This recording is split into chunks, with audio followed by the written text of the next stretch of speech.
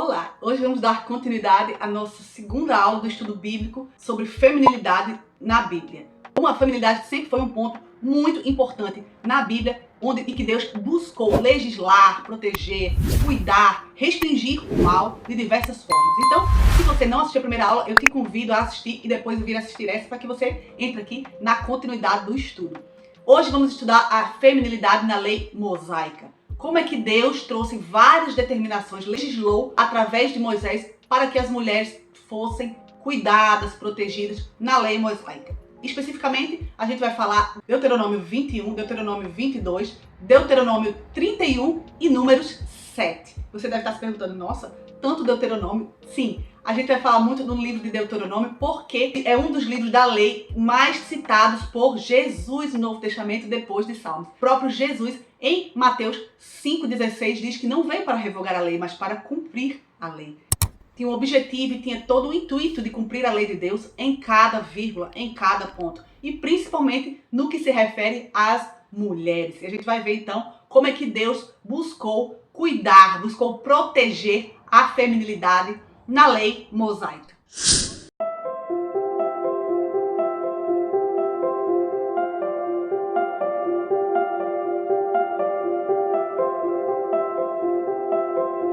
Muitos acham que a lei era restritiva da mulher, que a lei era arbitrária, que a lei era misógina, que a lei era inclusivamente machista. Mas hoje você vai perceber que muito pelo contrário, a feminilidade foi protegida através da lei mosaica. A lei mosaica ela tinha vários objetivos. No contexto da cultura da época, a gente sempre precisa entender um pouco da cultura da época. Um dos objetivos era fazer uma separação entre Israel, que era o povo de Deus, e é o povo de Deus, e o povo pagão daquela época, o povo que não seguia ao Deus de Israel, Deus da Bíblia. A lei trazia várias determinações, inclusive para leis de higiene, leis morais, leis sociais, leis de relacionamentos, da família, na vida em comum, as leis de purificação, vários objetivos de Deus para aquela cultura, para aquele tempo. E um dos objetivos que a gente vai estar estudando mais profundamente hoje era o proteger a mulher.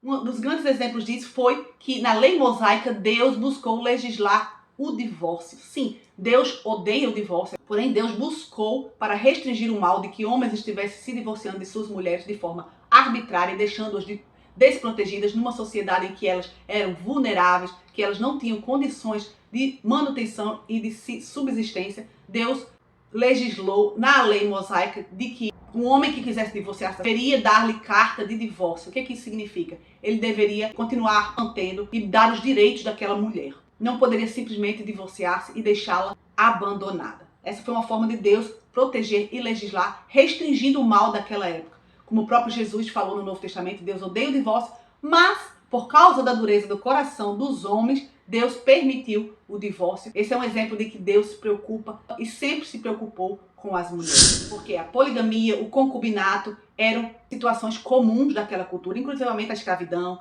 o abuso. As mulheres eram muito vulneráveis. Deus buscou proteger e defender as mulheres na lei mosaica, na sua vulnerabilidade. E a gente vai ver isso em Deuteronômio 21, a partir do versículo 10, que diz o seguinte: quando vocês guerrearem contra os inimigos e o Senhor, o seu Deus, os entregar em suas mãos, e vocês os fizerem prisioneiros, um de vocês poderá ver entre eles uma mulher muito bonita e agradar-se dela e tomá-la como esposa. Leve-a para casa. Ela rapará a sua cabeça, cortará as unhas e se desfará das roupas que estava usando quando foi capturada.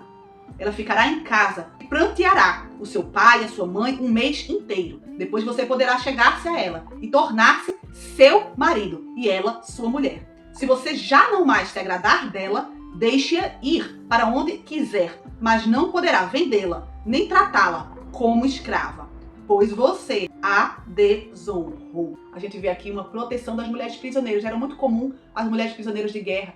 As mulheres já eram vulneráveis naquele tempo, principalmente as prisioneiras de guerra. Então Deus buscou legislar e cuidar e proteger essas mulheres de que, se um homem, um soldado, se atraísse por uma mulher prisioneira de guerra, ele deveria casar, ele deveria dar-lhe a condição de esposa e cuidar dela. Se quisesse separar-se dela, divorciar-se dela, ele deveria deixá-la ir, nunca vendê-la como uma escrava, nem tratá-la mal. Dessa forma, a gente vê aqui uma restrição do mal daquela época, que era o abuso das mulheres, o abuso sexual, a escravidão das mulheres prisioneiras, o tratamento abusivo. Dessa forma, Deus buscou restringir o mal, protegendo as mulheres. Segundo exemplo, a gente vê no caso da poligamia, no versículo seguinte. Se um homem tiver 2 mulheres e preferir uma delas, e ambas lhe derem filhos, o filho mais velho, filho da mulher que ele não prefere, quando der a herança de sua propriedade aos filhos, ele não poderá dar os direitos do filho mais velho ao filho da mulher preferida, se o filho da mulher que ele não prefere for de fato o mais velho. Ele terá que reconhecer como primogênito o filho da mulher que não prefere, dando-lhe porção dobrada de tudo que possui.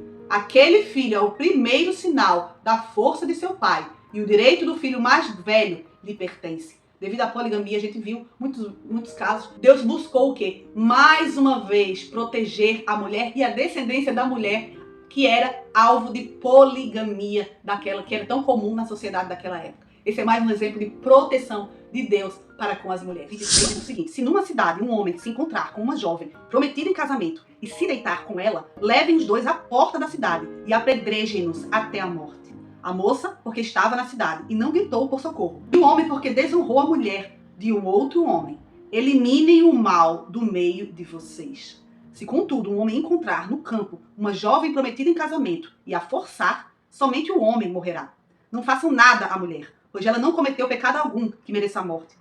Pois o homem encontrou a moça virgem no campo, e ainda que a jovem prometida em casamento gritasse, ninguém poderia socorrê-la. Um exemplo claro, que era a mulher solteira, que não tinha casamento prometido, e a mulher solteira com casamento prometido. Porque naquela época era comum a mulher estar solteira na casa do seu pai, porém já com casamento prometido. Então, nesse período de tempo em que ela estava na casa do seu pai, comprometida com o homem, o casamento deveria ser honrado, porque Deus ama o casamento. O casamento deve ser uma mímica do relacionamento, né, de Jesus, que é o noivo, com a sua igreja. Mas a gente vai ver mais lá pra frente.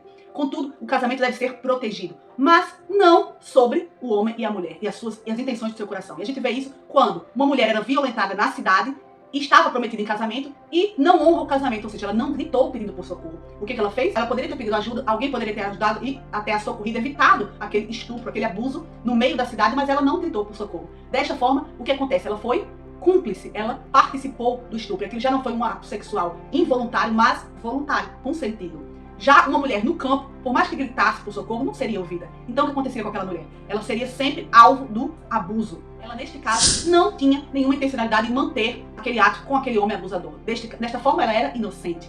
Então a mulher na cidade era uma mulher culpada e deveria ser apedrejada, juntamente com o homem, não apenas a mulher, tá? O homem também.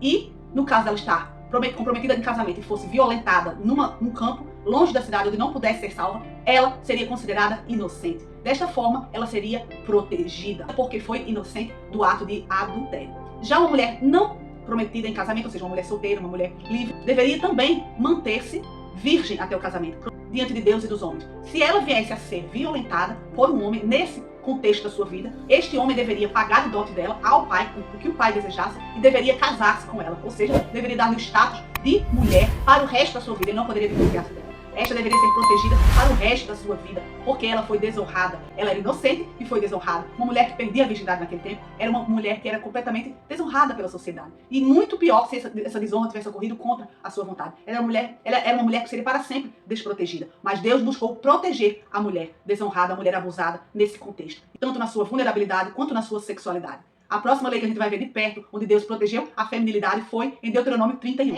Deus protege a mulher na sua condição social. Quando todo Israel vier apresentar-se ao Senhor, ao seu Deus, no local que ele escolher, vocês lerão esta lei perante eles, para que a escutem. Reúnam o povo, homens e mulheres e crianças, e os estrangeiros que morarem nas suas cidades, para que ouçam e aprendam a temer o Senhor Deus, o seu Deus, e sigam fielmente todas as palavras desta lei. Naquela época, fora do povo de Israel, não tinham acesso, nenhum conhecimento de nada. Porém, a mulher israelita deveria ter conhecimento da lei. A lei de Deus deveria ser lida e entendida, tanto por homens quanto por mulheres. Não apenas entender, aprender a lei, estudar a lei, mas também ensinar a lei aos seus filhos. O que era totalmente distinto do costume da época das nações não israelitas. Filhos deveriam honrar o pai, mas também a mãe. Ou seja, mais uma vez a gente vê a feminilidade sendo honrada por Deus. Esse é, inclusivamente, o 4º mandamento. Então, em todo o tempo, a gente vê que Deus busca honrar a mulher. Homens e mulheres teriam acesso ao conhecimento da lei e deveriam ensiná-la aos seus filhos em papel de igualdade.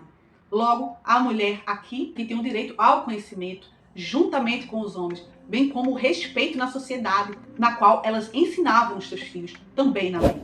Então a gente vê aqui uma proteção da mulher, um acesso ao conhecimento, um acesso aos seus direitos, que Deus busca dar às mulheres israelitas. Mais um exemplo de proteção da feminilidade. Por fim, vamos ver o que diz em Números 7, de 7 a 11. É uma outra forma de proteção. Neste caso, Deus defende as mulheres na questão da herança. Versículo 7. Moisés levou o caso perante o Senhor, e o Senhor disse: as filhas de Zelofeade têm razão. Você lhes dará propriedade como herança entre os parentes do pai delas, e lhes passará a herança dos pais. Diga aos israelitas: se um homem morrer e não deixar filho, transfiram a sua herança para sua filha. E se ele não tiver filha, deem a herança aos irmãos. E se não tiver irmãos, deem aos irmãos do seu pai, etc. Esta será uma exigência legal para os israelitas, como o Senhor ordenou a Moisés.